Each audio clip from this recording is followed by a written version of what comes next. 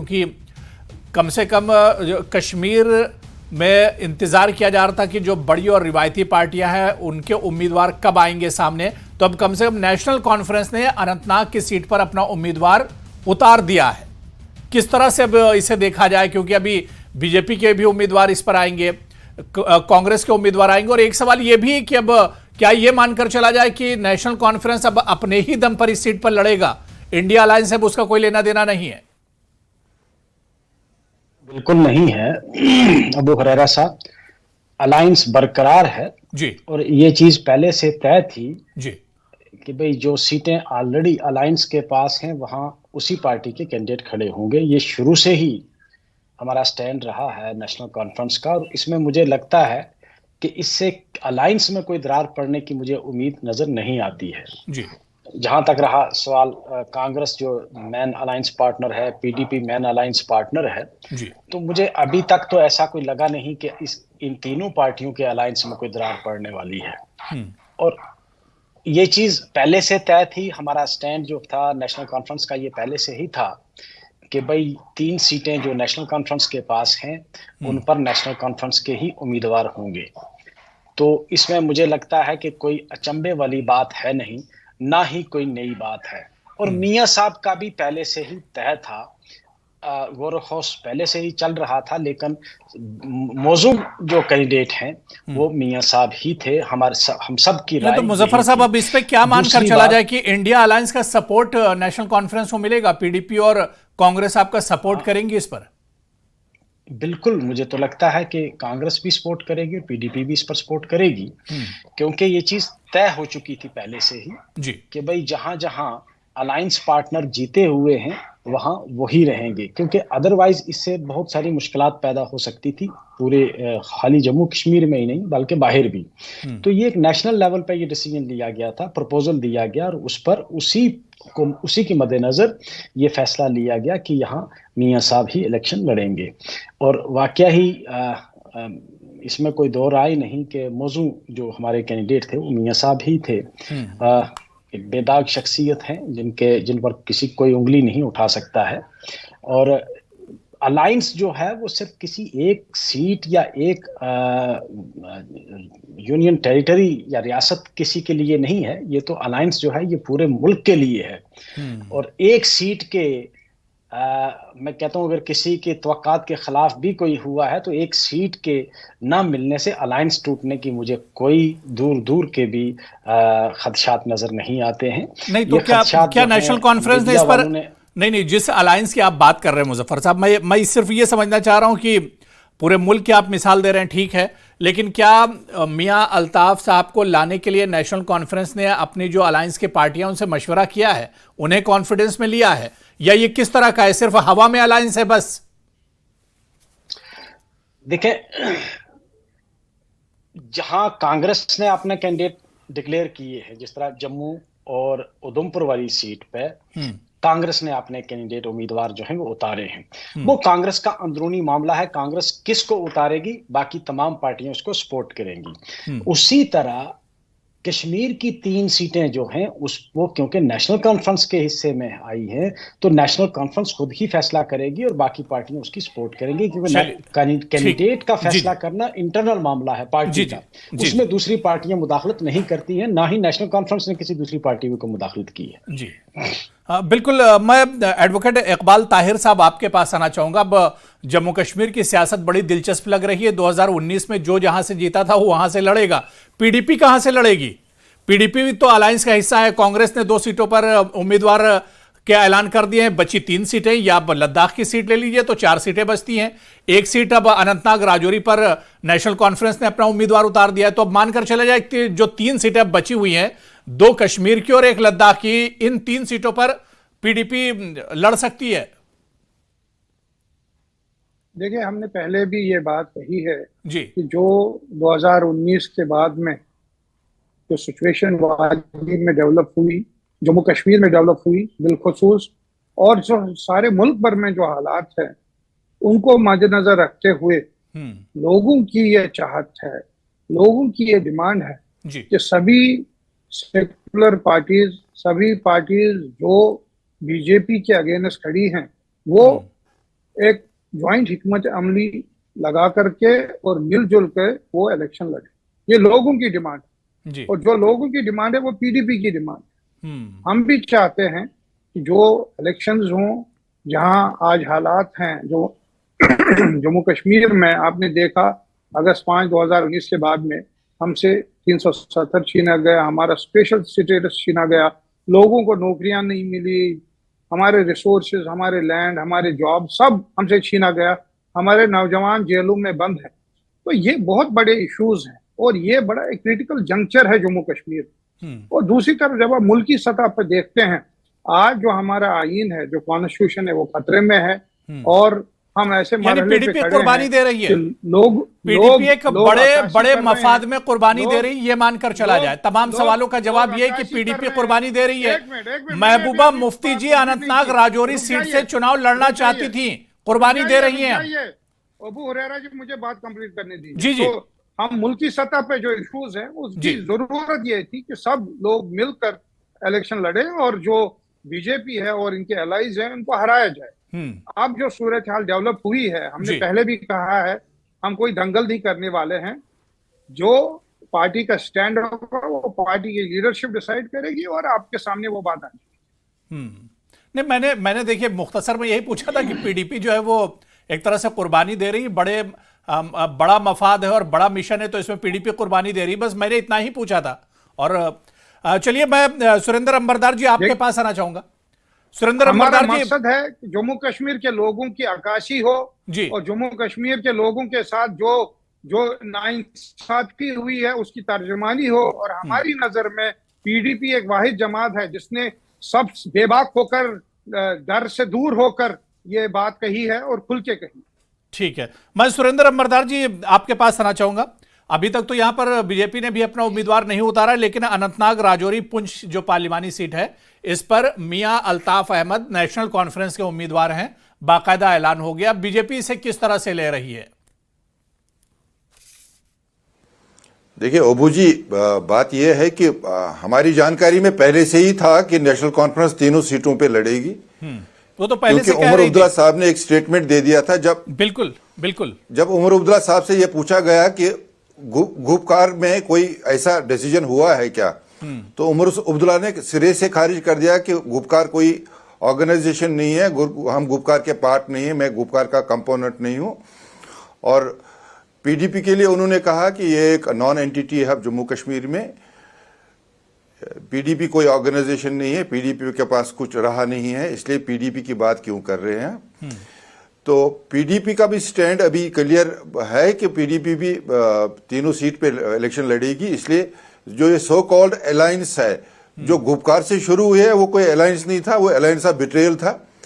इन्होंने लोगों के साथ बिट्रे किया है। पहले भी जब नेशनल कॉन्फ्रेंस की ऑटोनॉमी का स्लोगन था तब भी बिट्रे किया। फिर पीडीपी ने कोई सेल्फ रूल का कोई डॉक्यूमेंट दिया, डॉक्यूमेंट कुछ था नहीं, स्लोगन था, तो लोगों को बिट्रे किया। अब गुपकार के रूप में उन्होंने कहा कि भाई धारा 370 जब तक इस पे स्टैंड क्लियर नहीं होगा तब तक इलेक्शन नहीं लड़ेंगे। उमर साहब का स्टैंड है हम इलेक्शन नहीं लड़ेंगे। महबूबा जी का स्टैंड है हम इलेक्शन नहीं करना है। बीजेपी अपना उम्मीदवार कब अनाउंस कर रही है? इस पर बीजेपी का क्या उम्मीदवार यहां से लड़ेगा?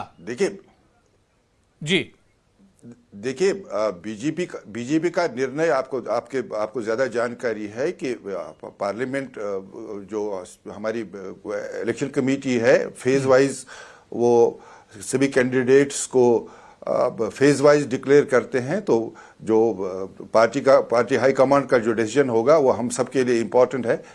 इम्पोर्टेंट ये है कि जो सो कॉल्ड इंडिया अलायंस है इसका ग्राउंड में रियलिटी क्या है। ग्राउंड में रियलिटी ये है कि कोई अलायंस नहीं है, ये कॉन्ट्रडिक्शंस हैं। सब लोग अपने अपने, नेशनल कॉन्फ्रेंस ने कांग्रेस को भी कहा कि भैया आप कश्मीर की ओर मत देखो, कांग्रेस ने नेशनल कॉन्फ्रेंस को कहा जम्मू की ओर मत देखो। अलायंस कुछ पैरामीटर्स को लेकर होती है, कुछ उसूलों को लेकर होती है। अब जब महबूबा मुफ्ती जी साउथ कश्मीर से लड़ने की कोशिश कर रही तो पहले ही नेशनल कॉन्फ्रेंस ने सोलोली डिक्लेयर कर दिया अपना कैंडिडेट। तो मैसेज ये है कि कोई अलायंस नहीं है। ये सब इलेक्शन लड़ेंगे और इलेक्शन इसलिए नहीं लड़ेंगे, तो कोई देखिए मिशन है। नेशनल कॉन्फ्रेंस और पीडीपी के लीडर बैठे, वो कह रहे हैं कि अलायंस है अभी भी। आप कल ही दिल्ली में देखिए कि वहां पर डॉक्टर फारूक अब्दुल्ला और महबूबा मुफ्ती जी दोनों मौजूद थी, एक ही मंच पर दोनों लीडर थे। तो अलायंस तो अभी है, अलायंस अभी खत्म नहीं हुआ है। देखिए अभी कुछ दिनों में आपको पता चलेगा कि अलायंस की रेलेवेंस क्या है। जो ये शो बीज है, ये शो पीस है जी। ये स्टॉक में कुछ नहीं है। स्टॉक में सब पार्टियां अपने अपनी रोटी सेकने की कोशिश करेंगे, सब पार्टियां अपना अपना कैंडिडेट खड़े कर देंगे। सब पार्टियों ने अपने अपने कैंडिडेट तय किए हैं। अब जब तक न वो पार्टी डिक्लेयर करते हैं इकबाल ताहिर जी, क्या पीडीपी भी अपना उम्मीदवार उतारेगी? क्योंकि खबर इस तरह की आ रही थी कि महबूबा मुफ्ती अनंतनाग राजौरी सीट से लड़ना चाह रही हैं। अच्छा, अनंतनाग का रिकॉर्ड आप उठाकर देख लीजिए तो पीडीपी 2014 में वहां पर जीत कर आई है, 2004 में जीत कर आई है, 2019 से पहले पीडीपी ही वहां पर जीत कर आई थी। रिकॉर्ड पीडीपी का भी अच्छा है यहां पर। देखिए, इस पे जो फाइनल बात होगी वो खुद जो हमारी लीडरशिप है, पॉलिटिकल अफेयर्स कमेटी है, वो इस पे बात करेंगे। मेरी कोई अथॉरिटी नहीं इस पे बात करने की। लेकिन जहां तक पीडीपी का ताल्लुक है, न सिर्फ अनंतनाग सीट पे, जो भी नहीं बीजेपी जो इल्जाम लगा रही है कि अब इन लोगों में कोई अलायंस नहीं रहा, बीजेपी तो सीधे सीधे ये कह रही है। देखिए, बीजेपी कुछ भी कह सकते हैं, जहां तक इंडिया अलायंस का ताल्लुक है वो वैसा का वैसा खड़ा है। आपने खुद बोला कि कल महबूबा जी और फारूक साहब यहाँ पे इकट्ठे थे, उन्होंने यहाँ पे भाषण किया, उन्होंने तकरीर की। सुरेंद्र अंबरदार जी तो कह रहे हैं कि ये सिर्फ दिखावा है, एक मंच पर होना ये दिखावा है। आप बोल सकते हैं सुरेंद्र अंबरदार जी? वो वक्त खुद बताएगा कि क्या ये दिखावा है, क्या ये सच है। यहाँ पे बड़े मकसद देखिए, अलायंस का मतलब होता है कि सबको एकोमोडेट करना। अलायंस का मतलब होता है सबको शेयर दे देना। और इस वक्त जब आप लॉयनी शेयर खुद देते हैं, दूसरे को शेयर नहीं देते हैं, तो अलायंस कैसे होगा? रोजगार अब नेशनल कॉन्फ्रेंस पीडीपी को कहेगी कि ये इरेलेवेंट है। अनएम्प्लॉयमेंट की जो धोखे दिए गए, अगर नेशनल कॉन्फ्रेंस पीडीपी को ये कहती है कि वो इरेलेवेंट है, वो कोई पार्टी नहीं है, तो पीडीपी का नौजवान किसी कोएलिशन में कोई अलायंस में होने का क्या मतलब है? क्या पीडीपी मान रही है, क्या पीडीपी मान रही है कि हम नॉन एंटिटी है, हम फंक्शनल नहीं है? आप देखिए, पीडीपी मान रही है कि हम कोई पार्टी नहीं है, हम इरेलेवेंट है। ऐसी कोई बात नहीं है। पीडीपी अगर पीडीपी ये मान रही है कि हम इरेलेवेंट हैं तो फिर ठीक है, फिर अलायंस का मतलब समझ रहे हैं हम। अगर पीडीपी कह रही है कि हम रेलेवेंट है तो रेलेवेंस के लिए तो उनको भी कुछ करना पड़ेगा। तो नहीं तो वो एक्नॉलेज कर रहे हैं कि पीडीपी आज के तारीख में वो इरेलेवेंट पार्टी है। सब्र रखिए, कोई कुछ भी कहे नहीं। अभी तो मैसेज ये है कि पीडीपी, जो उमर साहब ने कहा कि पीडीपी इरेलेवेंट पार्टी है, नेशनल कॉन्फ्रेंस कह रही है कि पीडीपी का वजूद नहीं है। 2019 के बाद में जो जम्मू कश्मीर के लोगों के साथ मजालिम किए गए, अगर बेबाक तरीके से उसकी अक्कासी हो रही है, वो सिर्फ पीडीपी का नहीं। 2019 के बाद 162 दिन का एजुकेशन का रही। अब स्टून पेल्टिंग नहीं हो रही है, पैलेट नहीं हो रहे, आपका कारोबार बंद हो रहा है, इसलिए आपको तकलीफ हो सकती है। चलिए ठीक है। देखिए टॉपिक के बाहर चल जाएंगे। सुहेल काज़मी साहब सबको सुन रहे हैं। मैं सुहेल काज़मी साहब से पूरी तस्वीर समझ लेता हूं। अनंतनाग की जो सियासत है, नहीं ठीक है, मैं सुहेल काज़मी साहब मैं आ रहा हूं। इकबाल ताहिर साहब मैं आ रहा हूं। सुहेल काज़मी साहब, किस तरह से इसे अब देखा जाए? नेशनल कॉन्फ्रेंस ने अपना उम्मीदवार उतार दिया है, अब क्या लग रहा है इंडिया अलायंस की सियासत जम्मू कश्मीर में? और इसके अलावा अगर बीजेपी का भी उम्मीदवार यहां पर आता है, जो नई पार्टियां जम्मू कश्मीर में आई उनके उम्मीदवार भी आते हैं, तो अब इस पूरी सियासत को किस तरह से देखा जाए? देखिए, दो तरह का अलायंस है अबू साहब। एक तो वो अलायंस है जो इंडिया अलायंस है, अदर देन जम्मू कश्मीर, जो बाहर इनका एग्जिस्ट करता है, जिसकी स्ट्रेंथ आपने कल देखी। वहां 27 पार्टियां जो इकट्ठी हुई थी, और उसके बाद एक कोशिश हुई इनकी शाम को कि दोबारा जो है वहां बैठा जाए, शाम को सोनिया जी के घर, फारूक साहब, महबूबा जी और सोनिया गांधी जी। लेकिन वो बातें वहां हुई, जो मेरी इन्फॉर्म सोर्सेज है वो ये बताती हैं कि वहां ये डिस्कशन हुई है कि महबूबा जी पुंछ अनंतनाग पार्लियामेंट्री कॉन्स्टिट्यूंसी से इलेक्शन लड़ेंगी, लेकिन एनसी उनको सपोर्ट करेगी, और लद्दाख में एनसी अपना कैंडिडेट खड़ा करेगी और कांग्रेस उसको सपोर्ट करेगी। लेकिन वो आज फारूक साहब वापस आ गए जम्मू कश्मीर में, लेकिन मुझे लगता है वो बातें सब रह गई हैं। उसी तरह आजाद साहब और अपनी पार्टी की जो स्पेकुलेशंस थी, जो बातें चल रही हैं 2-3 राउंड ऑफ मीटिंग्स में, जो हमारे पास इंफॉर्मेशन आती है, वो भी कामयाब नहीं हुई है। और आजाद साहब भी बैकफुट हो गए कि मुझे इलेक्शन नहीं लड़ना है टिल एज ऑन डेट, अभी तक। अब देखिए, यहाँ 2 पार्टीज हैं, एनसी और पीडीपी, जो रीजनल पार्टीज हैं, जिनको अपने वजूद, अपनी आइडेंटिटी के लिए को कायम दायम रखने के लिए इलेक्शंस में आना है और वहां कंप्रोमाइज नहीं करेंगे। हम पिछले 4-5 महीनों से इसी डिबेट पे हैं कि ये रिप्रेजेंटेटिव्स रहे हैं, यहाँ सरकारें चलाई हैं, और ये यहाँ, और जैसे बोल रहे हैं कि पीएचडी एग्जिस्ट नहीं करती है, वो एक कंपल्शंस पे बनाई गई पीएचडी थी या गुपकार अलायंस था। तो इलेक्शंस में अपनी अपनी क्रेडिबिलिटी और अपना अपने वजूद की जंग जो है वो नेशनल कॉन्फ्रेंस और पीडीपी लड़ेगी, और वहां वो अलायंस नहीं करेंगे। Other than Jammu and Kashmir, वो जो पूरे इंडिया में चल रहा है, चाहे वेस्ट बंगाल है या बाकी है, वहां वो क्या अलायंस करते हैं और क्या रणनीति रहती है वो आपके सामने है। लेकिन 2 बार ये कोशिशें हो चुकी हैं, और कल शाम को भी ये कोशिश हुई है और वो फ्लॉप हो चुकी है, जो मेरे पास इंफॉर्मेशन है। एडवोकेट मुजफ्फर इकबाल खान साहब, जो बात यहाँ पर बड़े पते की बात कही है सुहेल काजमी साहब ने कि कोशिशें तो बहुत हुई, लेकिन अब इस तरह से लग रहा है कि अब तस्वीर बदल रही है, अब सूरत हाल बदल रही है। मियां अल्ताफ का मैदान में आ जाना, बाकायदा उम्मीदवार का ऐलान कर देना, तो अब सियासत जो है वो थोड़ी सी बदल रही है। अब अलायंस के अंदर सब कुछ ठीक ठाक नहीं लग रहा है। मुझे नहीं ऐसा लगता है कि अलायंस के अंदर कोई ऐसी बदलाव आया है। अलायंस अपनी जगह बरकरार है। हमारे पीडीपी के स्पोक्सपर्सन साहब ने भी अभी आपको बताया कि ये एक बड़े काज को लेकर अलायंस हुआ है, और मुझे लगता है कि ये छोटी मोटी जो एक आध सीट शेयरिंग का जो मामला है, ये कभी भी आड़े नहीं आ सकता है। अलायंस अपनी जगह महफूज और बरकरार है, और मुझे उम्मीद है कि अलायंस पार्टनर जितने भी हैं, जहां जहां भी जो उम्मीदवार होगा किसी दूसरी पार्टी का, वो सपोर्ट करेंगे। मुजफ्फर साहब, आप और पीडीपी को एक सीट भी नहीं दोगे और अलायंस कैसे मजबूत होगा? वो पीडीपी को तय करना है, वो बीजेपी थोड़ी तय करेगी अंबरदार साहब। वो तो पीडीपी और एनसी को तय करना है। आप क्यों परेशान हो रहे हैं?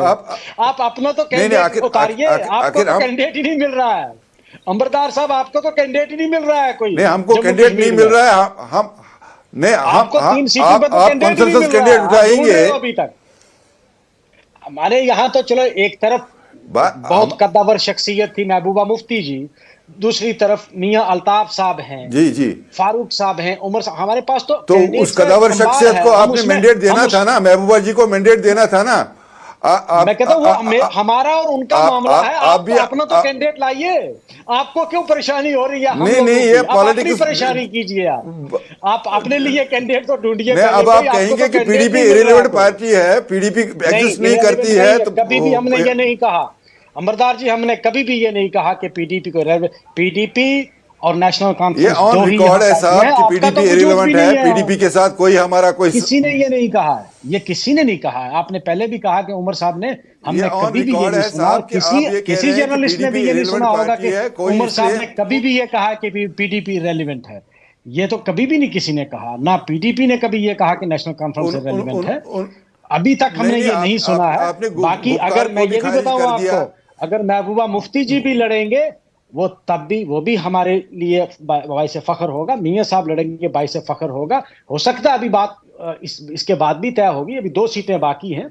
पीडीपी हो सकता है कहीं ना कहीं अकोमोडेट हो जाए, और अगर नहीं भी लेकिन पीडीपी को सुरेंद्र अंबरदार जी देखिए, मियां नेशनल कॉन्फ्रेंस तो ये भी कह रही कि मियां अल्ताफ अहमद साहब के आने के बाद से अनंतनाग राजौरी सीट पर जो गुज्जर वोट है, जो बकरवाल वोट है, उस पर इनका असर बहुत ज्यादा है, और इस वजह से जो दावेदारी है वो मियां अल्ताफ की ज्यादा थी इस सीट पर। मियां साहब, मैं ये मानता हूं कि नेशनल कॉन्फ्रेंस ने ये कहा है कि जो 3 सीट पार्लियामेंट सीट पहले इनके पास थी, वो 3 सीटों पे कोई कंप्रोमाइज नहीं है। जिन पे कंप्रोमाइज नहीं है वो तीनों नेशनल कॉन्फ्रेंस की है, और जहां कंप्रोमाइज करना था वहां कांग्रेस को 2 सीट मिल गई है। अब पीडीपी को कहां अकोमोडेट करेंगे? अब ये अपने हिसाब से उतारेंगे ना सुरेंद्र अंबरदार जी। अब बीजेपी को तो अपने उम्मीदवार की फिक्र करनी है ना। अब ये तो अपने हिसाब से उतारेंगे, जहां पर इनकी बात बन रही है वहां पर ये अपना उम्मीदवार उतार रहे हैं। बीजेपी अपने उम्मीदवार का कब ऐलान करेगी इस पर? अंबरदार जी को हमारी ज्यादा फिक्र है, नहीं, अपनी फिक्र है ही नहीं। बीजेपी को किसी अलायंस से पूछने की जरूरत नहीं है। बीजेपी का निर्णय बीजेपी के हाईकमांड करती बगैर है। अलायंस के आप बीजेपी भी नहीं लड़ हाईकमांड रहे। अपने हिसाब से नहीं, बीजेपी भी तनहा नहीं लड़ रही, बीजेपी भी एनडीए के तहत लड़ रही है, अकेली नहीं है बीजेपी। आप ये क्यों कह रहे हैं? नहीं, यहाँ भी अलायंस है इनका, बारामूला में अलायंस है बीजेपी पीसी के हाईकमांड साथ। में ये इशू सेंट्रल नहीं है ना कि कश्मीर वहाँ में तय भी नहीं है, होगा, और वहाँ जो तय यहाँ होगा वही आजाद साहब एग्जीक्यूट की होगा। पार्टी के साथ वहाँ- अलायंस है इनका, अलायंस तो है इनका भी। देखिए हमारा तो अलायंस होगा ही। एनडीए बहुत बड़ी पार्टी है, 400 सीट हम लेने वाले हैं, तो डेफिनेटली हमारा अलायंस तो है ही। अमरदास जी, मामला ये है ख्वाब कि इंडिया देखने में अलायंस कोई कहाँ हर्ज नहीं, है? मैं भी देखता हूँ। चलिए ठीक है। मैं एडवोकेट इकबाल ताहिर जी, क्या मैं- कुछ नाराजगी है? हम जो और ख्वाब वाकई में देखते जो हैं, बात उनकी सुरेंद्र ताबीर अंबरदार करते जी हैं। कह आप रहे हैं तो कि ख्वाब महबूबा देखते मुफ्ती हैं। जी यहां से लड़ना चाह रही थी, यह था कि पीडीपी अपना उम्मीदवार उतारेगी या खुद महबूबा मुफ्ती अनंतनाग राजौरी की सीट से लड़ेंगी, तो कुछ नाराजगी है पीडीपी को? देखिए, मैंने पहली बात तो ये क्लियर कर लिया था कि जो आज का जो इलेक्शन है, जी।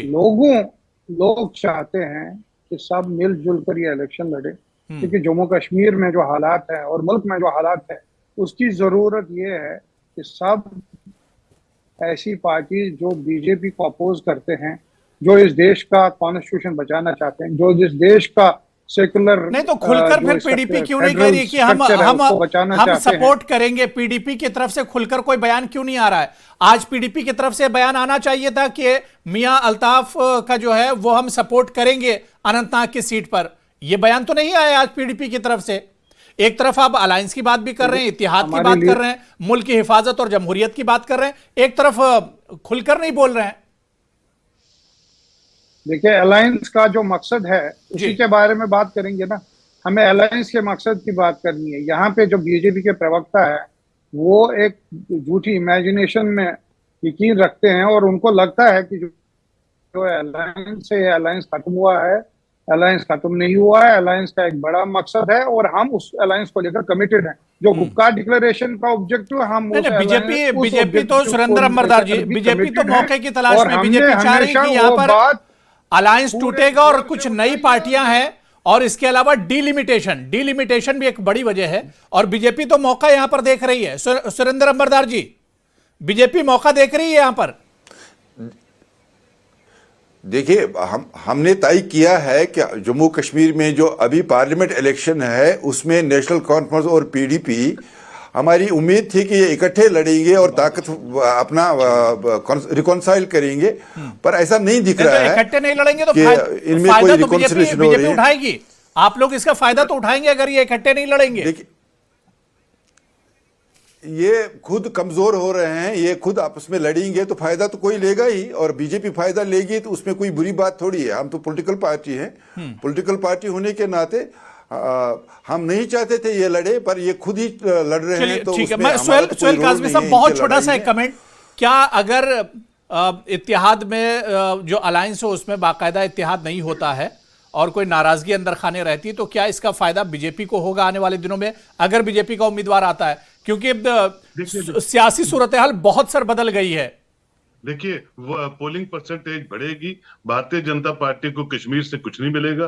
अभी तक वैसी स्थिति कश्मीर में बनी नहीं है, और ये जो 2.5 सीटें हैं जो मैं देखता हूं अनंतनाग आदि, और यहाँ मुस्लिम कैंडिडेट चाहिए। भारतीय जनता पार्टी के पास वैसा स्ट्रांग मुस्लिम कैंडिडेट अभी तक दिख नहीं रहा है, क्योंकि अब ये बेल्ट जो है, आप जानते हैं, आपने खुद ही कहा, पहाड़ी, गुज्जर और ये सब चीजें कंसीडर होती हैं, और मेजोरिटी जो है वो अनंतनाग की तरफ है वोटर परसेंटेज की। तो इनको पहले तो अच्छा स्ट्रांग कैंडिडेट ढूंढना है अगर फायदा लेना है अलायंस का या दूसरे इंडिपेंडेंट्स का खड़े होते तो वो फायदा बात की बात है। लेकिन फिलहाल 2 सीटें कंसंट्रेट करे भारतीय जनता पार्टी, डॉक्टर जितेंद्र सिंह। बिल्कुल, मैदान में नेशनल कॉन्फ्रेंस ने तो अपना उम्मीदवार उतार दिया। अब